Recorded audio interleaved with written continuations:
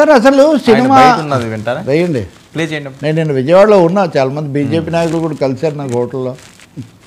ధర్మం మీద దాడి ఎలా జరుగుతుంది, హైందవ ధర్మ హననం ఎలా జరుగుతుంది అనేది ఒక 3 కోణాల్లో 3-4 ఉదాహరణలో క్లుప్తంగా విభజించి వివరించే ప్రయత్నం చేస్తాను.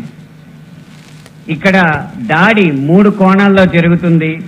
అందులో ఒకటి కావ్యేతిహాస పురాణాలని వక్రీకరించడం, 2 తెర మీద కనిపించే పాత్రల్లో వినిపించే పాటల్లో హైందవ ధర్మాన్ని దుర్వినియోగం చేయడం, 3 తెర వెనక మా ముందు అన్యమతస్థుల ప్రవర్తన. ఈ 3 అంశాల్లో మొదటిది కావ్య పురాణేతిహాసాల వక్రీకరణ. వాల్మీకి రామాయణం, వ్యాస భారతం భారత సాహితీ వాన్మయ శరీరానికి 2 కళ్ళ లాంటివి. కానీ అదే వ్యాస భారతాన్ని, అదే వాల్మీకి రామాయణాన్ని వినోదం కోసం వక్రీకరించిన సందర్భాలు కోకొల్లలు. గత కొన్ని సంవత్సరాల ముందు వచ్చిన చిత్రాల నుంచి నిన్న మొన్న విడుదలైన కల్కి చిత్రం వరకు కూడా కర్ణుడికి పాత్రకి అనవసరంగా ఆపాదించిన గొప్పతనాన్ని చూసి ఒక సినిమా రంగానికి చెందిన వ్యక్తిగా నేను సిగ్గుపడుతున్నాను, నిర్మోహమాటంగా చెప్తున్నాను.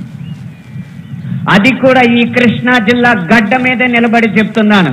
అప్పటి చిత్ర దర్శకులు, ఇప్పటి చిత్ర నిర్మాతలు ఇదే జిల్లా వారికి చెందిన వారైనా సరే పొరపాటు అని మనం చెప్పకపోతే ఈ హైందవ ధర్మంలో పుట్టినట్టు కాదు, ఈ హైందవ ధర్మాన్ని ఆచరించినట్టు కాదు, హిందువుగా ప్రకటించుకోవడం వ్యర్థం అని చెప్పి ఘంటాపథంగా తెలియజేస్తున్నాను. ఇప్పుడే ఈ సభలో, ఈ గొప్ప సభలో సత్యవాణి గారిని అభినవ ద్రౌపది ఏంటి సార్ అంత ఎమోషనల్గా? అదే ఎందుకని ఆయన ఎమోషన్, నేను దీన్ని అయితే ఇప్పటికే అనంత పైత్యం అని దీనికి చెప్పేశాను. నేను అనంత పైత్యం కృష్ణా జిల్లా గడ్డ మీద, అందులో విజయవాడ సంఘ సంస్కరణకు ఒక విధమైనటువంటి నూతన అభ్యుదయ భావాలకు పురిటిగడ్డ లాంటిది. విజయవాడ గడ్డ మీద కమ్యూనిస్టులు ఉంటారు, కనకదుర్గ కూడా ఉంటుంది. ఇంతకాలం నుంచి లేని సమస్య ఇప్పుడు ఈయనకేమొచ్చిందో, ఈయన రక్తం ఎందుకు అంత మరుగుతుందో, అంత ఆవేశం ఏంటో, ఈ అనంతమైన ఆవేశాన్ని కృష్ణా జిల్లా గడ్డ మీద, అంటే ఏ జిల్లా అయినా తెలంగాణ, ఆంధ్రప్రదేశ్ ప్రతి చోట ఎక్కడ ఉండే ప్రత్యేకత అక్కడ ఉంటుంది. రామబ్రహ్మం గారి దగ్గర నుంచి రామారావు గారి వరకు ఎన్ని సినిమాలు, ఎంత సంస్కరణ, ఎన్ని గొప్ప విషయాలు చెప్పారు. ఇప్పుడు ఈయన వచ్చి కర్ణుడి మీద కత్తి కట్టడం ఏంటయ్యా బాబు? కర్ణుడు దానకర్ణుడు, కర్ణుడు అంటే దానకర్ణుడు, సహజ కవచకుండలాలతో పుట్టాడు, శాపగ్రస్తుడిలాగా అనేకమైనటువంటి వాటి వల్ల దెబ్బతిన్నాడు అని ఇప్పటివరకు ఒక ఇంప్రెషన్.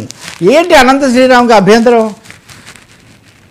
సేవాధర్మము సూతధర్మము కనుక రాశీభూతమయ్యొప్ప, సేవాధర్మము సూతధర్మము రాశీభూతమయ్యొప్ప వాచా వాత్సల్యమును చూపే కర్ణుడిటు, వాత్సల్యంబు నీకేల రాజేవేల పోరుకై రప్పించునో నాడే పండు లేదా వర్జించు కర్ణు చావు వరకు ఆద్యంతము కురుయుద్ధమునంటాడు కృష్ణుడు. రామారావు కృష్ణుడు అంటే సేవాధర్మము సూతధర్మం అని, సూతుడు అని అతన్ని ఇదిగో ఈ సనాతన ధర్మమే. నిజానికి అతను పుట్టింది ఎక్కడ ఏంటి అది కూడా తెలియదు.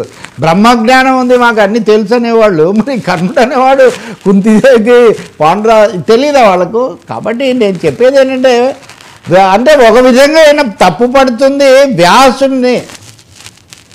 వ్యాస వాల్మీకులు 2 కళ్ళ లాంటి వాడు అంటున్నాడు కదా.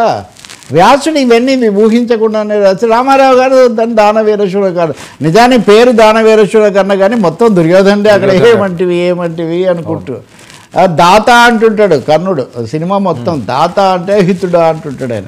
నేను చెప్పేది ఏంటంటే, కర్ణుడు లేని భారతమా అన్నది తెలుగు భాషలో సామెత. కర్ణుడు లేని భారతమా అంటారు ఎవరైనా కానీ, ఉప్పు లేని కూర ఎటువంటిదో కర్ణుడు లేని భారత. అటువంటి కర్ణుడు ఎందుకు ఈయనకు తప్పుగా కనిపిస్తున్నాడు? కర్ణుడి పాత్ర కొన్ని సంవత్సరాల నుంచి అంట రామారావు గారు తమిళంలో డైరెక్ట్గా కృష్ణుడి పాత్ర వేశాడు. శివాజీ గణేశన్ కర్ణ సినిమాలో చివరిలో పాట పాడతాడు, కర్ణ వీళ్ళందరూ కలిసి నీకు అన్యాయం చేశారు అని. తమిళంలో చాలా హిట్. సౌందరరాజన్ తెలుగులో కూడా ఆయనే పాడాడు, చాలా బాగుంటుంది. నిజానికి కర్ణుడి విషయంలో దాన్ని సామాజిక కోణంలో చూసే బదులు సనాతన కోణంలో చూసి ఇన్ని సంవత్సరాలతో కర్ణుడిని ఒక్కడిని చూస్తే పర్వాలేదు, అనంత శ్రీరామ సీతామాతల్ని కూడా చూసావు కదా మహానుభావ. లవకుశ కూడా తప్పంట. రాముడు ఎందుకు చేశాడు అసలు? లవకుశ చూసి కంట తడిపెట్టని తెలుగమ్మ ఇప్పటికీ లేదు. లవకుశతో పోల్చదగినంత అద్భుతమైన ఒక దృశ్య కావ్యం ఇప్పటికీ విజయాల్లో కానీ వాణిజ్యపరంగా కానీ మహిళలను గౌరవించడం లేదు. ఇప్పుడు లవకుశం కూడా తప్పు. ఈ గొడవ ఎందుకండి అసలు? మీరు ఈ రోజు విషయాలు వదిలేసి ఒక సినిమాగా చూడకుండా సినిమాను మతపరంగా హిందూ వ్యతిరేక సినిమాలు, ముస్లిం వ్యతిరేక సినిమాలు, క్రైస్తవ వ్యతిరేక సినిమాలు ఇలా ఉన్నాయా? ఇలా తీస్తారా? అయ్యా కృష్ణుడు, దుర్యోధనుడు, రాముడు, రావణాసురుడు, కీచకుడు అన్ని పాత్రలు వేసిన రామారావు గారు ఒకే కుటుంబం సినిమాలో రహీం పాత్ర కూడా వేసాడండి. అందరికీ ఒక్కడే దేవుడు, కొందరికి రహీము, కొందరికి రాముడు, ఏ పేరున పిలిచినా దేవుడు ఒక్కడే, దేవుడొక్కడే అని పాడతాడు.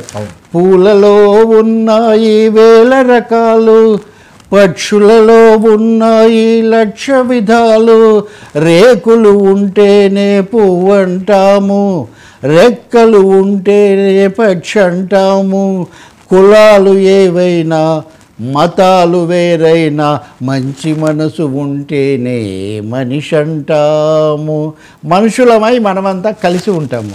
కలిసి ఉండమని చెప్పారు కానీ పెద్దలు కలహించమని ఎక్కడ చెప్పలేదు స్వామి. అనంత శ్రీరాముల వారు ఊగిపోతున్నారు. మనం ఈ అనంత శ్రీరాముల బదులు అసలైన శ్రీరాముడి దగ్గరికి వెళ్తే ఆయన వానరులను సైనికులుగా చేర్చుకున్నారండి. వానరులు ఇంక వాళ్ళ కులాన్ని కూడా ఆపాదించలేము. వాళ్ళకు కుల మతాల రేఖలకు అవతల ఆయనకు సహాయపడిన వాడు జటాయువు పక్షి. సో ఉడత కూడా సాయం చేసిందండి. దీని అంతట్లో నుంచి మనం తెలుసుకోవాల్సింది ఏంటంటే ఒక సార్వజనికమైన సమైక్య సామరస్యాన్ని తెలుసుకునే బదులు అనంత శ్రీరామ్ గారు అక్కడికి వచ్చి సినిమాలు బహిష్కరించాలట. రెండో భాగం మీరు చూడండి, మరింత ప్రమాదకరమైంది. పరిశ్రమలో ఉన్న హిందూ వ్యతిరేక శక్తులు వ్యక్తులట. ఈయన పాట రాశాడంట. ఆ పాటలో అనంతకోటి బ్రహ్మాండ నాయక ఇట్లాంటి పదం ఏదో వాడితే ఆ దర్శకుడు దాన్ని తీసేయమన్నాడంటే సంగీత దర్శకుడు ఈయన ఒప్పుకోలేదట. అందుకని ఆయన తీసుకోలేదట. అప్పటి నుంచి ఆయన బహిష్కరిస్తే మీ ఇష్టం సార్. అది దాన్ని పరిశ్రమకు మతాలకు మీరు ఎందుకు ఆపాదిస్తున్నారు? ఆ రోజు ఏం జరిగిందో మొత్తం రికార్డు మా ముందు పెట్టండి. ఆ పాట ఆ పదం నాకు కూడా తెలుసు, నేను కవిత్వాల పాటలు రాస్తాను కాబట్టి ఆ పాట పొందుతుందా లేదా, ఇక్కడ ఇది కుదరదు అన్నది ఏమీ లేకుండా దాన్ని అంటే ఇక్కడ పురాణాలు తప్పు పడుతున్నారు, మొత్తం పరిశ్రమ మీద మీరు ఆరోపణ చేస్తున్నారు. మూడోది మరింత ప్రమాదకరమైంది, మీకు నచ్చకపోతే మీరు సెన్సార్ బోర్డుకు కోర్టుకు కూడా వెళ్ళొచ్చు. రాజ్యాంగ రీత్యా బహిష్కరించబడినారు. ఒక్కొక్కరు ఒక కారణంతో బహిష్కరిస్తూ పోతే ఈ భిన్న మతాలు ఉన్నటువంటి దిలీప్ కుమార్ ఎవరండి? దిలీప్ కుమార్ మొఘలే యాజం లేని భారతీయ సినిమాని ఊహించగలుగుతాడా? అందుకనే ఇవి చాలా అర్థం లేని ఒకటి. అసలు నిన్న పెట్టిన సభే విజయవాడ నడిబోడున హైందవ శంఖారం మతాల ప్రాతిపదిక అటువంటి జరగలో పెట్టారు. వాళ్ళు ఇష్టం అనుకోండి. కానీ దేవాలయాలు నడపడం మనకే ఉండాలి, వాళ్ళకు ఉండకూడదు అని భారత రాజ్యాంగంలో ఉంటే తీసుకోండి. అట్లా రాజ్యాంగం అల్పసంఖ్యాకులకు అవకాశం ఇస్తుంది. ఎందుకని వాళ్ళ మతాలు రక్షించుకోవాలి, పెద్ద మతం వాళ్ళు మమ్మల్ని తొక్కేశారు అనే నింద రాకుండా ఉండటం కోసం రాజ్యాంగం 292 నుంచి 301 వరకు కొన్ని హక్కులు కల్పించింది. ఇది రక్షణ కోసం. నిజంగా చెప్పాలంటే మెజారిటీ మతం మీద ఆ నింద పడకుండా ఉండటం కోసం పెట్టింది. ఇప్పుడు ఆస్తులు ఎవరో కొట్టేశారు. ఇప్పుడు వక్ఫ్ ఆస్తులు కాపాడడానికి కొత్త చట్టం తీసుకొస్తాము, నాన్ ముస్లిమ్స్ను కూడా అందులో పెట్టొచ్చని ప్రభుత్వం కొత్త చట్టం తెచ్చింది. ఇప్పుడు జరుగుతున్న చర్చ వేరే ఇక్కడికి వచ్చేసరికి మావన్నీ మాకే ఇవ్వాలి, ఎవరు ఉండకూడదు, అసలు అన్ని మతం వాడు ఒక తోటమాలి కూడా ఉండకూడదు. ఎక్కడికి పోతుంది ఇది? ఎందుకు ఇలా మనుషులాగా? అందులోనూ ఎవరన్నా పోనీ BHP వాళ్ళు RSS వాళ్ళు అంటే సరే, ఈయన సినిమా పేరు పెట్టుకొని సినిమా అనేది కలుపుతుంది సార్. భారతదేశాన్ని ఏకం చేసిన అంశాల్లో సినిమా ఒకటిని అందరూ ఒప్పుకున్నారు సార్ ఏకగ్రీవంగా. అమితాబ్ బచ్చన్ అనేవాడు ఎవడికి పట్టించుకోడు. అందరూ రాజ్ కపూర్, రామారావు ఒకరు కాదు. ఇప్పుడు RRR ఇవన్నీ వచ్చిన తర్వాత అందరూ తెలుగు వాళ్ళ కథ నేను పక్కన పెట్టలేదే. కాబట్టి I think Anantha Sriram should correct himself and industry కూడా రెస్పాండ్ అవ్వాలి. ఇవేవో ఈ మధ్య చిన్న చిన్న విషయాలు లేకపోతే వ్యక్తిగత తగాదాలు అది కాదు. ఈయన ఎదిగింది అదే ఇండస్ట్రీ నుంచి కదా. అదే ఇండస్ట్రీ నుంచి. అప్పుడు తెలీదా అసలు హిందువులే చూడాలని సినిమాలు ఎప్పుడైనా అసలు తీస్తారా వర్మాట్లా? అలాగే టీవీలో కూడా హిందూ టీవీలు ముస్లిం టీవీలో ఇలా ఉంటాయి. నాకు అర్థం కాదు. ఛానల్స్లో అయినా పత్రికల్లో అయినా ప్రభుత్వాలైనా అసలు రాజ్యాంగం మనిషిని మనిషిగా చూడలేక మతం అనే ముద్రతో మతం కళ్ళద్దాలతోనే చూస్తామనేది ఇది చాలా తప్పు. ఒకవేళ ఇతరులు ఎవరైనా చేస్తే వాళ్ళకి చెప్పండి. నిన్న చిన్నజీయర్ స్వామి గారితో సహా చాలామంది స్వాములు వాళ్ళందరూ కూడా అక్కడ కూర్చున్నారు.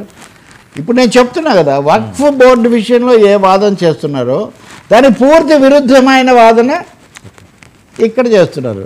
వాళ్ళందరూ చేస్తే ఒక విధంగానే ఏ పాట ఆయన చెప్పాడు, మహేష్ బాబు పాట, రాముడినైనా కృష్ణుడినైనా కీర్తిస్తూ కూర్చుందామా, వాళ్ళు ఏం చేశారో కొంచెం యోచిద్దాం మిత్రమా, ఇలాంటి పాటలు రావాలట. అంటే ఎలాంటి పాటలు రావాలో అనంత శ్రీరామ్ నిర్ణయిస్తాడా, నిర్దేశిస్తాడా, శాసిస్తాడా? ఏ ఏ సందర్భాలకు తగింది అది మాట్లాడతారండి, అది పాడతారు. కృష్ణుడు ఏం చెప్పినా కానీ చివరికి సినిమాలో పాండవులే గెలుస్తారు కదా. అందుకని I think it is going too much, going too far. మొన్న కూడా మనం చేసి ఆమె ఇప్పుడు చేసి నేను మీకు చెప్పాను కదా సార్, దీన్ని మీరు గట్టిగా తీసుకోకండి, 2 రోజుల్లో ఆయన మాట మారుస్తాడు అని చెప్పాడు. ఆయన క్షమాపణ చెప్పాడు. మరి మాధవీలత గారు చెప్పొద్దా?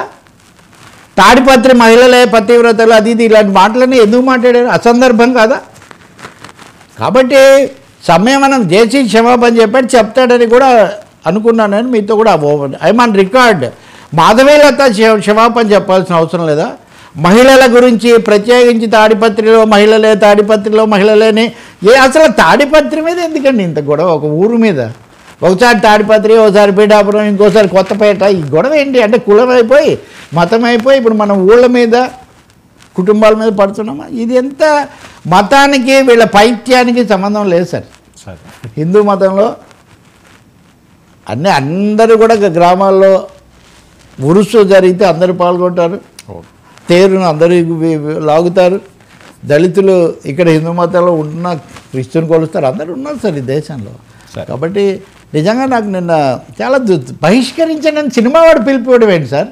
ఎవరైనా పిలిపిస్తే ఇది చాలా తప్పు అని చెప్పాల్సింది పోయి చూడాలి మరి ఏమైనా పరిశ్రమ ఏమైనా స్పందిస్తుందా, లేకపోతే 4 రోజులు ఆగుతుందా? కానీ కరెక్ట్ కాదు, అది మన ఇండస్ట్రీకి అసలు ఆ లక్షణాలే లేవు. ఎస్డి లాల్ రామారావు గారు సూపర్ హిట్స్ అన్నీ ఎస్డి లాల్.